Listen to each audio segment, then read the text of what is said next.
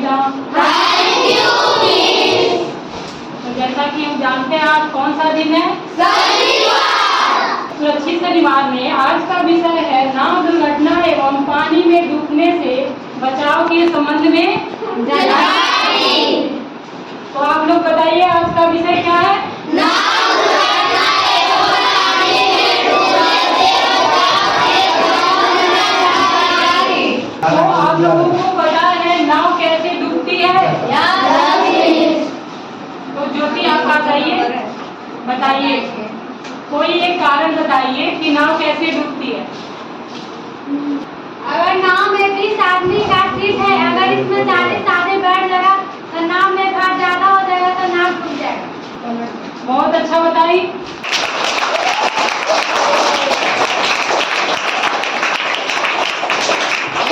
ठीक है, अपने जगह बैठ जाइए।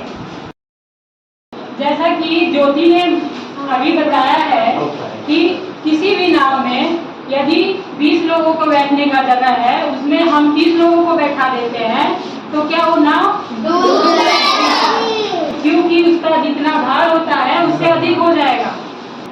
नाव डूबने का और दूसरा कारण क्या हो सकता है, क्या आप लोग जानना चाहते हैं?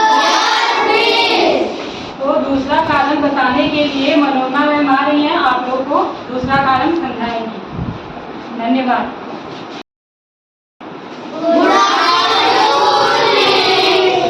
बच्चों बैठ जाइए। क्या आप जानते हैं कि नाव में डूबने का दूसरा कारण क्या है? पानी हो जर्जर हो तो हम उसमें नहीं बैठेंगे, अन्यथा नाव टूट जाएगी, हम डूब जाएंगे। और एक कारण है कि नाव में छेद हो जाए तो उसमें पानी चला जाएगा, उससे भी नाव डूब जाएगी। तो हमें ऐसे नाव पर नहीं बैठना चाहिए। बच्चों आप लोगों ने ये तो जान लिया कि नाव कैसे डूबती है। अब डूबने के बाद जो नाव में डूब गए तो उनको बचाना कैसे है ये हम जानेंगे। इसके लिए सूजन और आयुष्मान बाहर आएंगे।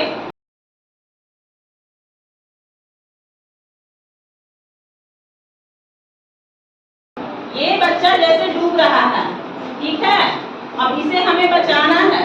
इसके लिए हम एक मजबूत रस्सी लाएंगे और उस रस्सी को उसके तरफ जो पानी में डूब रहे हैं उनके तरफ हम रस्सी फेंकेंगे और रस्सी को बहुत ही मजबूती से पकड़ना है और जिनको फेंकेंगे वो भी रस्सी को मजबूती से पकड़े और उसको खींचेंगे, नहीं तो जो पानी में है वही उनको खींच लेगा। इसलिए हमें जिनको बचाना है वो रस्सी को बहुत मजबूती से पकड़ेंगे और अपनी तरफ खींचेंगे पानी से बाहर आने के लिए, और जो डूब रहे हैं वो रस्सी को पकड़ते हुए आगे की तरफ बढ़ेंगे। चलिए रस्सी खींचिए, खड़ा होके चलिए बाहर आइए। चलिए ये पानी में से निकल गए ना। ऐसे ही हम किसी को भी पानी में डूबने से बचा सकते हैं। डूबते हुए व्यक्ति पर हम रस्सी फेंकेंगे और वो रस्सी के पकड़ करके वो बाहर आएगा और हम उसे बाहर खींच लेंगे। नाव में यात्रा करते समय कुछ जरूरी सामग्री हमें अपने साथ लेकर के चलनी चाहिए, और क्या लेके चलनी चाहिए इसकी जानकारी हमें फूल मैम देंगी। धन्यवाद।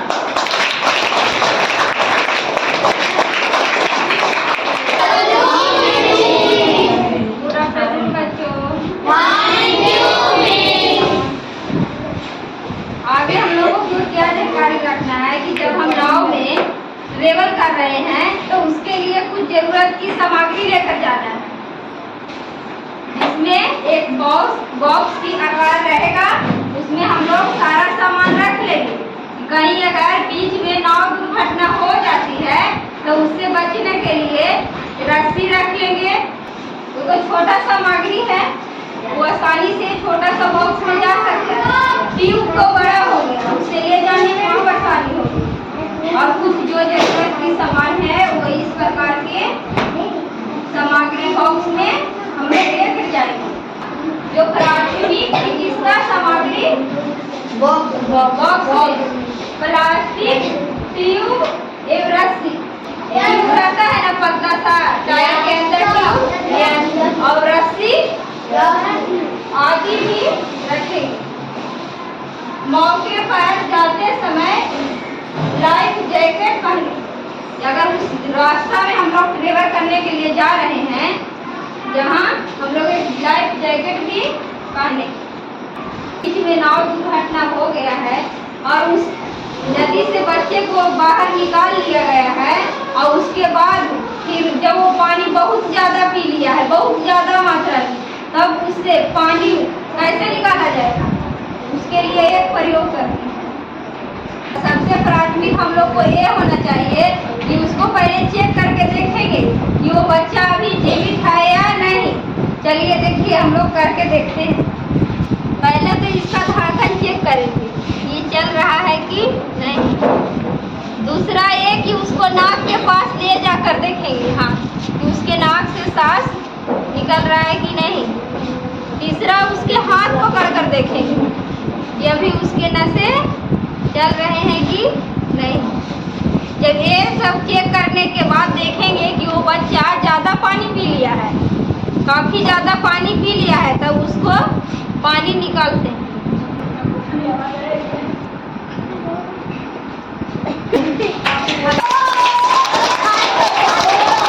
जब डूब गया है तो उसे निकालने के बाद चेक किए कि वो जीवित है कि नहीं। और पहला प्रयोग में ये भी देखा कि उसको चाप कर भी पानी हम लोग निकाल रहे थे। अब इससे दूसरा प्रयोग आगे सीखते हैं। दूसरा प्रयोग के लिए आयुष्मान और मोनू आएंगे, चाहे जिसको हम लोग आसानी से उठा सकते हैं। उसको पीछे से पैर पकड़ लेंगे और उल्टा पीट कर लटका लेंगे कि अगर ज़्यादा पानी पी भी लिया है वो, तो पीछे से सब निकल जाएगा। ये जल्दी और आसानी से निकल सकता है। चलो उठाओ तो। ऐसे हम लोग निकाल सकते हैं पानी आसानी से। उल्टा लटका देंगे इसको, पैर पकड़ो, इसको पैर पकड़ो।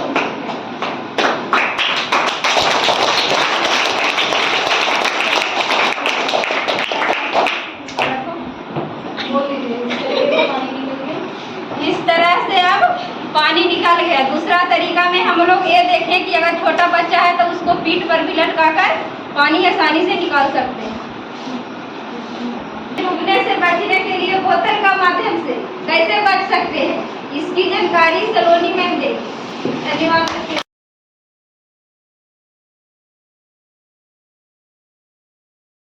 तो आज हम लोग अगस्त माह के चौथे शनिवार में है ना?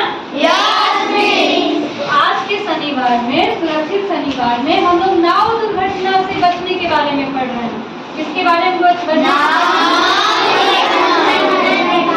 किसके बारे में बचने के लिए पढ़ रहे हैं?